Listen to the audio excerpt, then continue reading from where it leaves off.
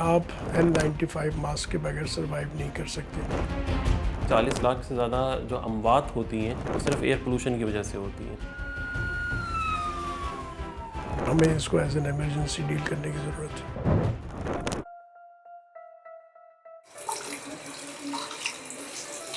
सर्दियां आते ही कराची की मिन्हा कादरी की जिंदगी जरा मुश्किल हो जाती है।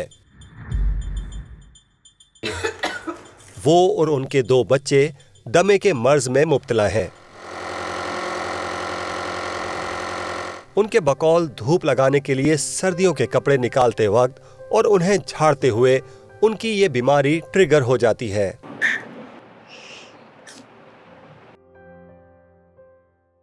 वो बताती हैं कि वो घर से बाहर निकलने से पहले कई बार सोचती हैं। सांस पे जो प्रॉब्लम है मेरा भी, बच्चों का भी, हम लोग एहतियात करते हैं बहुत ज़्यादा इस चीज़ में कि डस्ट से एलर्जी ना हो जाए, किचन में धुआं स्मोक होता है उससे ना हो जाए। बाहर निकलने का भी यही है कि बाहर निकलने के लिए हमें सोचना पड़ता है कि किस तरह से पूरे प्रिकॉशंस के साथ निकलना है, मास्क के साथ, स्पेशली वेदर चेंजिंग में, क्योंकि बहुत पॉल्यूटेड है। गाड़ियों का धुआं, कचरा जल रहा है जगह जगह, उससे पॉल्यूटेड होता है बहुत ज़्यादा हमारा एटमॉस्फेयर। तो बहुत ज़्यादा हम लोग को इस तरह से हम लोग नहीं निकल पाते, बहुत मुश्किल से सर्वाइव कर पाते हैं वहाँ हम लोग।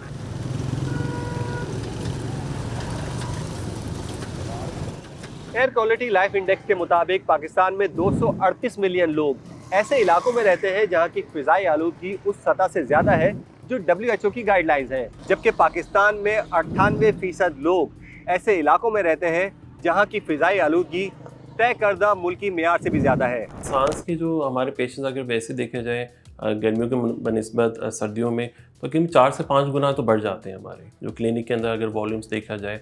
और जैसे बताया इसमें एक तो एलर्जी के सिम्टम्स हैं, प्लस नमूनिया भी हमारे पास काफ़ी आते हैं पेशेंट्स, क्योंकि सर्दी जब होती है, क्योंकि सर्द हवा जो है वो सांस की नालियों के लिए भी इरिटेबल होती है और इन्फेक्शन का रिस्क ज़्यादा बढ़ जाता है। प्लस फ्लू का जो हमारे सीज़न आ जाता है उसकी वजह से भी काफ़ी पेशेंट्स आते हैं। तो वैसे अगर बात की जाए दुनिया में जो है इन्वायरमेंटल पोल्यूशन, अगर एयर पोल्यूशन की बात की जाए तो तकरीबन कहते हैं कि 40 लाख से ज़्यादा जो अमवात होती हैं वो सिर्फ एयर पोल्यूशन की वजह से होती हैं।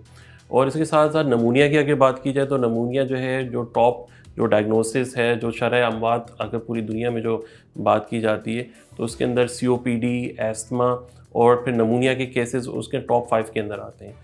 इसके साथ हार्ट अटैक का रिस्क भी हम जो देखते हैं पेशेंट्स में वो भी बढ़ जाता है, क्योंकि जब इन्फेक्शन होता है तो जिस्म में जो है कुछ ऐसी चीज़ें निकलती हैं, यानी कि ऐसे पेशेंट स्टेट में चला जाता है कि जिसके अंदर उसके अंदर स्ट्रेस वाली कंडीशन में हार्ट अटैक का रिस्क, फालिज का रिस्क भी बढ़ जाता है। तो हम अक्सर जो सर्दियों के पेशेंट्स में दिल के अमराज के मरीज़ भी ज़्यादा देखते हैं, गुर्दों के अमराज के मरीज़ भी, फालिज के अमराज के मरीज़ भी ज़्यादा आते हैं। आगा खान यूनिवर्सिटी की नई रिसर्च से पता चला है कि फिजाई आलूदगी दिल की बीमारियों का सबब भी बन रही है, जबकि सांस की बीमारियों समेत कैंसर, फालिज, गुर्दों की खराबी, कबल अज वक्त बच्चे की पैदाइश और वजन की कमी जैसे मसाइल में कहीं न कहीं फिजाई आलूदगी का हाथ है। माहिरीन का कहना है कि कराची की फिजा में आलूदगी खतरनाक हद तक बढ़ चुकी है।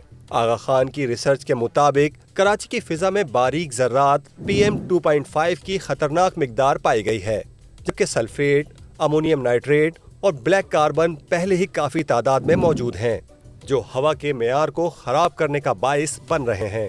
आप N95 मास्क के बगैर सर्वाइव नहीं कर सकते। आपको कोई ना कोई आपको सीरियस हेल्थ इम्पैक्ट हो रहे हैं और उसके लॉन्गर टर्म जो आगे आइंदा होने बहुत ही सीरियस हेल्थ इम्पैक्ट होने हैं। आपको हम उस लेवल पे ऑलरेडी हैं और हमें इसको एज एन इमरजेंसी डील करने की ज़रूरत है। अगर सही तौर पे काम किया जाए, बड़ी बसेस ले आएँ, मास ट्रांसपोर्ट ले आएँ, तो ये 2 से 3 सालों में आप इसको बहुत ही कंट्रोलेबल लेवल पर लेकर आ सकते हैं। जैसे कि आप चाइना की बहुत सारी सिटीज़ देख सकते हैं, एग्जाम्पल है। उन्होंने काम किया है। बीजिंग का जो हाल था 10 साल पहले और जो अब हाल है, आप उसमें बहुत वाज़ेह फ़र्क देख सकते हैं। तो ये एक ऐसी चीज़ है जिस पे बहुत सिटी गवर्नमेंट और बाकी लोग मिलकर बहुत जल्दी काबू पा सकते हैं।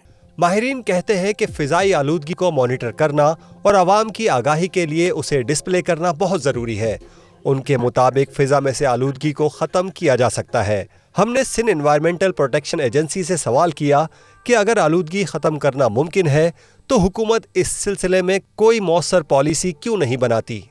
देखिए, मैं इसके ऊपर बड़ा कैटेगरली का एक बात कहूँगा कि जो पॉलिसीज़ जो होनी चाहिए वो गवर्नमेंट लेवल पे इसकी पॉलिसीज़ बननी चाहिए और इंटीग्रेटेड पॉलिसीज़ बननी चाहिए। हमारा डिपार्टमेंट एक डिपार्टमेंट है, हम एक इंटीग्रेटेड पॉलिसी का मतलब ये है कि वही एक पॉलिसी के ऊपर Sindh solid waste management board, municipal authorities, transport department, ये सारे इदारे, कमिश्नर ऑफिस, सारे इदारे जब मिलकर काम करेंगे तो आपकी बात बिल्कुल सही है, ये कोई इशू नहीं है। लेकिन हर कोई जब अपनी डायरेक्शन में काम करेगा तो इश्यूज़ पैदा होते हैं।